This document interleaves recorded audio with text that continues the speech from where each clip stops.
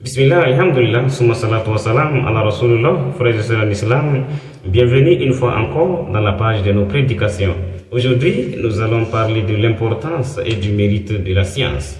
Et quand on parle du mérite, il faut d'entrée du jeu comprendre par cela ce qui rend une personne digne d'estime et de récompense, ce qui rend une conduite digne d'éloge. Et plus loin également, comprenons par mérite l'ensemble des qualités intellectuelles et morales d'une personne. Bref, la liste est longue. En effet, étant donné que presque tout le monde vise toujours à atteindre le summum de la bonté afin de sauvegarder certaines de ses valeurs sociales, il est donc impérieux d'être toujours à la quête incessante du savoir et du savoir-faire, si et seulement si nous voulons rendre notre existence digne et rehausser notre titre d'honneur. Et c'est pour cela que Dieu nous dit dans le Saint-Coran, et je suis là dans la sourate Zumar, où Allah nous dit Kul hal yastawi allazina ya'lamuna wal lazina la ya'lamun innama yatazakkaru ulul albab. Allahu Akbar. Ont-ils valeur égale ceux qui savent et ceux qui ne savent pas? Seuls les êtres doués d'intelligence se rappellent. Et plus loin encore, dans d'autres versets, Dieu nous dit يرفع الله الذين آمنوا منكم والذين أوتوا العلم درجات. Dieu élèvera de plusieurs rangs ceux d'entre vous qui ont la foi et qui ont reçu le savoir. Surat al-Mujadala. Et il y a plein de versets dans le Saint-Coran qui nous retracent en nous illuminant cette anecdote. Dans la Surat al-Ra'd par exemple, Allah nous dit, s'adressant à son prophète et en décrivant le mérite du savoir, ô toi Muhammad sallallahu alayhi wa sallam, Qul dit هل يستوي الأعمى والبصير أم هل تستوي الظلمات والنور? Peut-on comparer l'aveugle et le clairvoyant, ou alors les ténèbres sont-elles égales à la lumière?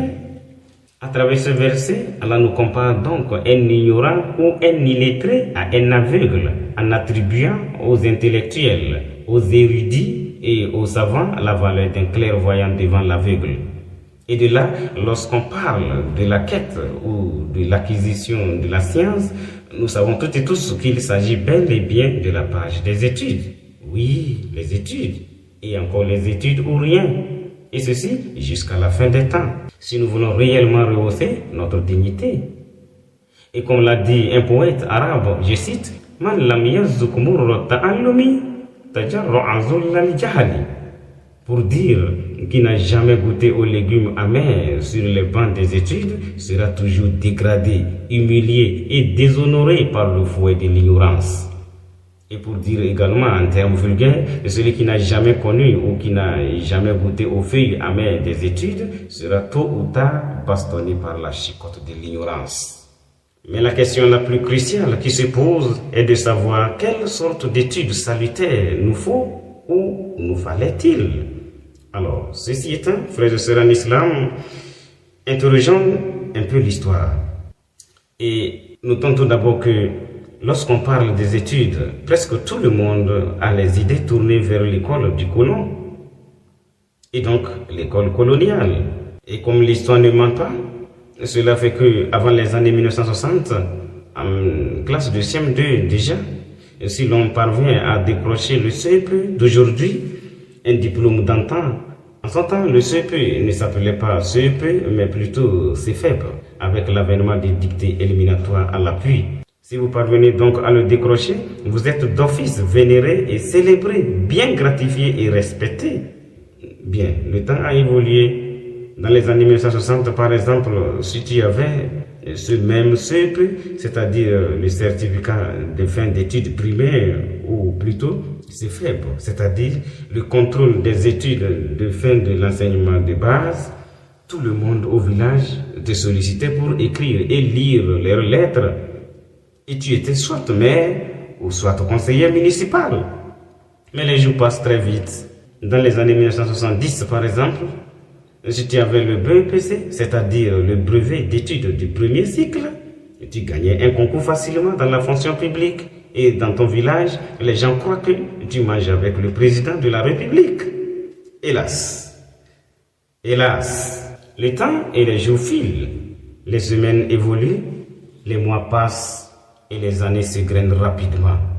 Dans les années 1980, par exemple, si tu avais ton bac, Ce grand premier diplôme universitaire, ah là, c'est gâté. Presque tout ce que tu dis, même si c'est faux, on te croit. Même le délégué ou le chef du village te craint. Et l'État négocie rapidement avec toi pour t'intégrer dans la fonction publique avec toutes les considérations possibles. Dans les années 1990, si tu avais même le plus petit diplôme universitaire, c'est-à-dire le duel appelé Bac plus 2, ou bien la licence appelée Bac plus 3, ah là c'est grave. Le président de la République du pays concerné commençait à mener des enquêtes sur toi en place, juste pour te nommer soit ministre d'État, soit ambassadeur, ou soit le directeur du cabinet présidentiel. Mais hélas, de nos jours, si tu veux, il faut avoir même Bac plus 100 ou Bac plus 1000 ans. Si tu n'as pas quelqu'un et tu n'as pas de l'argent, mon frère, ma soeur en islam, même dans ta propre famille, on fait des réunions sans toi. Et c'est une triste réalité craquante à méditer.